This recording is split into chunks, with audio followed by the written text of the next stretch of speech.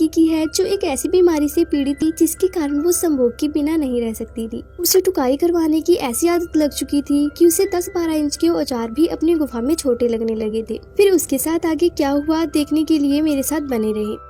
कहानी की शुरुआत में हम सेलिन नाम के एक आदमी को देखते हैं जिसे अपने घर के बाहर एक लड़की बेहोश पड़ी मिलती है। वो उसे अपने घर में ले आता है और उसकी मरहम पट्टी करता है क्योंकि वो काफी जख्मी थी। कुछ देर बाद उस लड़की को होश आ जाता है। तब सेलिन उससे पूछता है कि तुम्हारे साथ क्या हुआ, तुम कौन हो। तो लड़की उसे अपना नाम जॉय बताती है। वो कहती है मुझे एक ऐसी बीमारी है जिसके कारण मेरी काम वासना कभी नहीं बुझती। सेलिन उसकी पूरी कहानी सुनना चाहता था इसलिए वो उसे ध्यान से सुनने लगा। सेलिन के कहने पर जॉय उसे अपनी कहानी सुनाने लगती है, पर वो अपनी कहानी अपने बचपन से शुरू करती है जब वो 12 साल की थी। आज वो अपनी एक सहेली के साथ बाथरूम में पानी चलाकर अपनी चड्डी उतारकर अपने शरीर को फर्श पर घसीट रही थी ताकि वो काम वासना को महसूस कर सके। जबकि जॉय के माता पिता को उसके बारे में कुछ भी नहीं पता था। उन्हें तो ये भी नहीं पता था कि उनकी बेटी को कोई बीमारी है। जॉय के पिता डॉक्टर थे और छोटी सी जॉय उनकी किताबों से गंदी तस्वीरें देखकर अपने जिस्म को सहलाने लगती है। और अब जॉय जवान हो चुकी थी। उसका पिछले 1 साल से जिम्मी नाम के लड़के के साथ चक्कर चल रहा था।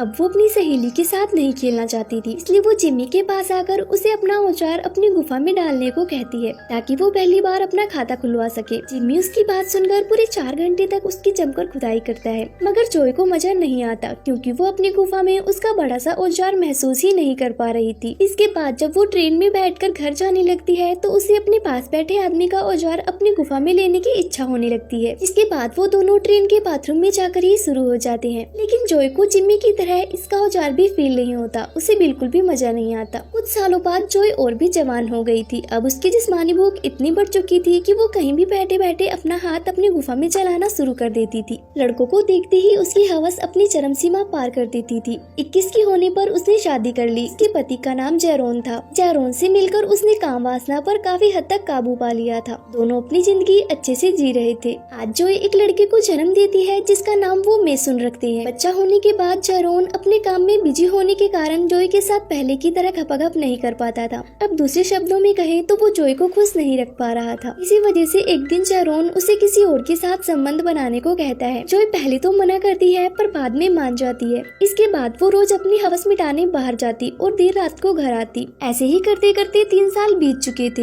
एक दिन जॉय को अपने ऑफिस के बाहर एक आदमी नजर आता है, जिसके बाद वो अपने ऑफिस के एक वर्कर के जरिए उस आदमी को उसके साथ सोने का ऑफर भेजती है, जिसे वो अनजान आदमी एक्सेप्ट कर लेता है। थोड़ी देर बाद जॉय एक होटल के रूम में बैठी अनजान आदमी का इंतजार कर रही थी, जहाँ वो आदमी अपने दोस्त को साथ लेकर आता है। जॉय उनसे कहती है तुम कुछ भी करो, जैसे भी करो, मुझे बस मजा आना चाहिए। उसकी बात सुनकर वो दोनों पहले उसके कपड़े उतारते हैं, फिर वो दोनों फैसला करते हैं कि कौन आगे और कौन पीछे करेगा। देखते ही देखते उनमें से एक अपना औजार जॉय के आगे और दूसरा उसके पीछे डाल देता है, मगर जॉय की प्यास उन मोटों के मोटे मोटे औजारों से भी नहीं बुझती। जिसके बाद वो नाराज होकर अपने कपड़े उठाती है और वापस चली जाती है। और थक हार कर जॉय क्लेम नाम के एक आदमी के पास आ गई थी। क्लेम पैसे लेकर काम वासना की भूखी औरतों को मार मार कर तड़पा तड़पा कर उन्हें संतुष्टि देता था, ताकि उनमें और आग लगी और वो जिस्मानी खेल का खूब मजा ले सके। जॉय अब रोज क्लेम के पास आने लगी थी। वो हमेशा ही जॉय को सोफे पर अच्छी तरह से बांधकर उसकी गुफा में उंगलियां डालकर चेक करता था कि आज उसे जॉय के साथ क्या करना है, कैसे करना है।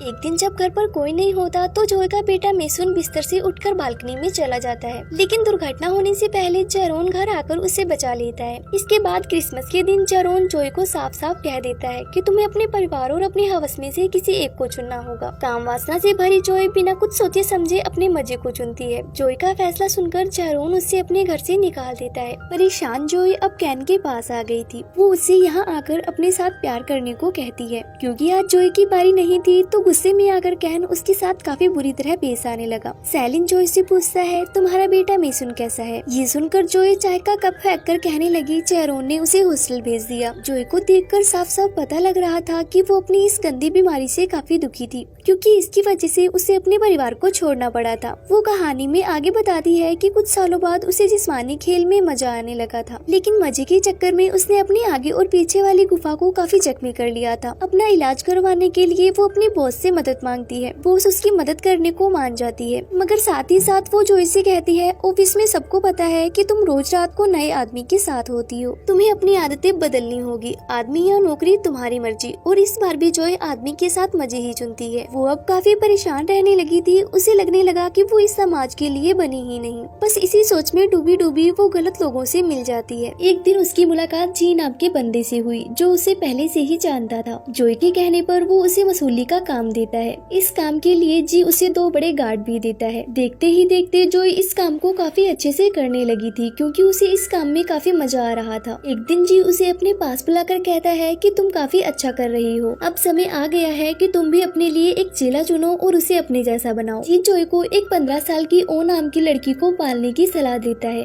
वो एक आपराधिक परिवार से थी, उसके पिता जेल में थे और उसकी माँ ड्रग्स का काम करते करते मारी गई थी। इसके बाद जॉय ओ को ट्राई करती है ताकि उससे दोस्ती कर सके। ओ को भी उससे मिलकर ऐसा लगने लगा कि जैसे जॉय के साथ उसका कोई गहरा रिश्ता हो। दिन बीतने लगे और जॉय की ओ से गहरी दोस्ती हो गई। एक दिन जॉय उसे अपने घर रहने आने को कहती है, जिस पर ओ उसकी बात मानकर उसके घर में हमेशा हमेशा के लिए रहने आ गई। धीरे धीरे जॉय उसे अपने वसूली के धंधे के सारे पैंतरे सिखाने लगी। साथ रहते रहते दोनों में आकर्षण होने लगा और वो दोनों एक दूसरे को चाट चाट कर खाने लगती हैं। कुछ दिनों बाद जॉय वसूली करने गलती से जेरोन के घर पहुंच गई, जिस कारण वो ओ को ये मिशन पूरा करने को कहती है। वो अपने पहले काम को सफलतापूर्वक पूरा कर लेती है, मगर कुछ दिनों बाद जॉय को अपने फैसले पर पछतावा होने लगा, क्योंकि ओ ने जॉय के साथ साथ जेरोन के साथ भी जिस्मानी रिश्ता बना लिया था। ये देखकर वो बहुत दुखी होती है। कहीं ना कहीं उसे जलन होने लगी थी और इसी जलन के कारण वो जेरोन को मारने का फैसला करती है। जेरोन को मारने के लिए वो गन लेकर उसके घर में घुस गई, जहाँ जेरोन ओ के साथ ही था, मगर काफी कोशिशों के बाद भी वो उसे मार नहीं पाती। शायद उसके गन में कोई खराबी आ गई थी, लेकिन जेरोन गुस्से में आकर जॉय को बहुत मारता है। इतना ही नहीं, वो उसी के सामने ओ के साथ जिस्मानी खेल भी खेलता है। जॉय सेलिन से पूछती है कि मेरे गन ने काम क्यों नहीं किया होगा।